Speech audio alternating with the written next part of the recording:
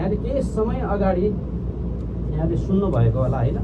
कि नेवलगञ्जमा चाहिँ एउटा मण्डलीमा चाहिँ हमला भयो अरे अथवा सरकारले तोडफोड गर्यो अरे भनेर सायद कतिजनाले सुन्नुभयो होइन पास्टरबाले पुलिस प्रशासन सबै आउनु भएछ अनि पास्टरबाले सोध्नु भएछ बा तपाईँको यो भवन त अब हामीले त यस्तो यस्तो माथिबाट यस्तो कुरा आएको छ ठिकै छ बाबु अब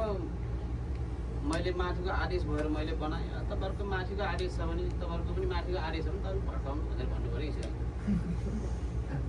होइन उहाँले जे गर्नु पर्यो त्यो गर्नुभयो तर पछि फेरि नयाँ भवन बन्यो नयाँ भवन बनाएर उल्टो फेरि पछि पैसा पनि उहाँले दिनुभएछ तर त्यो सङ्गति गर्दै जाँदाखेरि अब धेरै समस्याहरू पास्टरबाले झेल्नु भएको कुराहरू मैले सुन्दै थिएँ म पनि नयाँ ठाउँमा होइन अनि त्यस पास्टरबासँग चाहिँ समय बिताउने मौका अवसर बाउले मलाई दिनुभयो कतिजनाले चाहिँ तिमी सानो जाति यहाँ उहाँ भनेर चाहिँ बन्दुक देखाउने र मलाई बन्दुकले पनि हान्न आउने व्यक्तिहरूले पनि बाबु पछि यिनीहरूले जो छोराछोरी त्यो बाल्ट हालेर यो गर्दाखेरि बन्दुक पड्केर आफै यो भए डेथ भयो भने त्यस्तो कुरा सुनाउनु हुन्थ्यो क्या है जति पनि हामीले आशिषको कुरा सुन्यौँ नि तपाईँ हामीलाई चाहिँ परमेश्वरले एउटा के चाहिँ जीवन दिनुभएको छ भन्दाखेरि चाहिँ एउटा सहनशीलताको जीवन चाहिँ तपाईँ हामीलाई दिनुभएको छ हालेलुया अनन्तका भागीदार हुनुपर्छ भन्ने कुरा परमेश्वरले वचनमा त्यतिकै भन्नुभएको छैन हालेलुया है त्यसरी पावलले पनि है पावललाई पनि तिमोथीलाई यही शिक्षा थियो नि होइन हामी मत्ती 6:33 हामी हेर्ने हो भने चाहिँ त्यहाँ के लेखेको छ भन्दा त्यहाँनिर हामी हेर्दै जाँदाखेरि चाहिँ त्यहाँनिर पाउँदछौँ तर पहिले चाहिँ परमेश्वरको के भनेको छ तर पहिले परमेश्वर हजुर तर पहिले चाहिँ हामीले के गर्नुपर्ने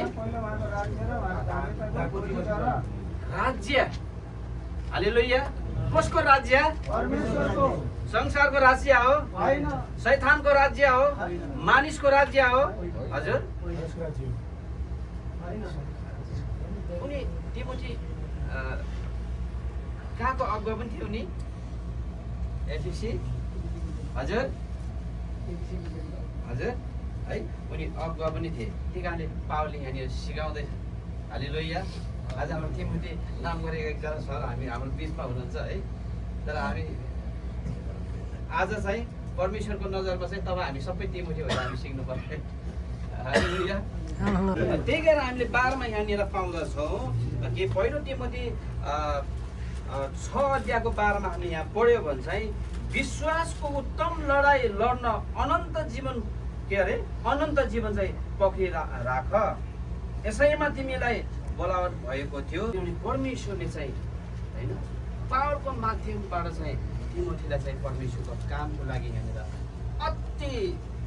उत्तम तरिकाले चाहिँ यहाँनिर तयारी गर्दै हालेलुया तयारी गर्दै त्यो समयमा चाहिँ तिमोथीलाई चाहिँ तयारीको लागि त्यो वचन थियो आजको यो समयमा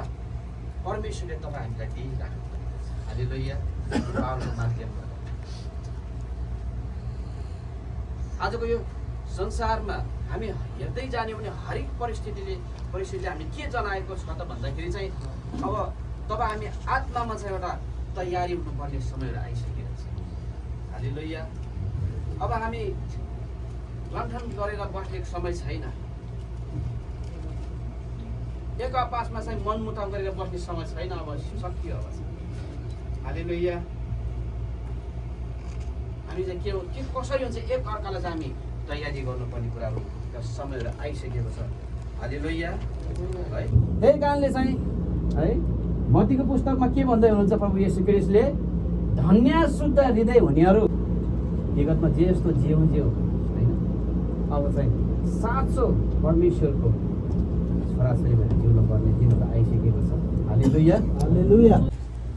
त्यही कारणले हामी 14मा पनि हामी पाउँदछौँ म तिमीहरूलाई आदेश दिँदछु कि प्रभु येशू ख्रीष्ट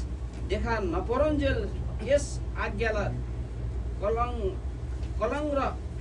अपवादबाट अलग राख केबाट अरे अलग राख संसारको हरेक तिप्य तपाईँ र हामीले चाहिँ परमेश्वरको सङ्गठनबाट अल्झाउने थोगरबाट के गर गरे हालेलुया परमेश्वरले तिमोथीलाई चाहिँ दिइरहेको आदेशको माध्यमबाट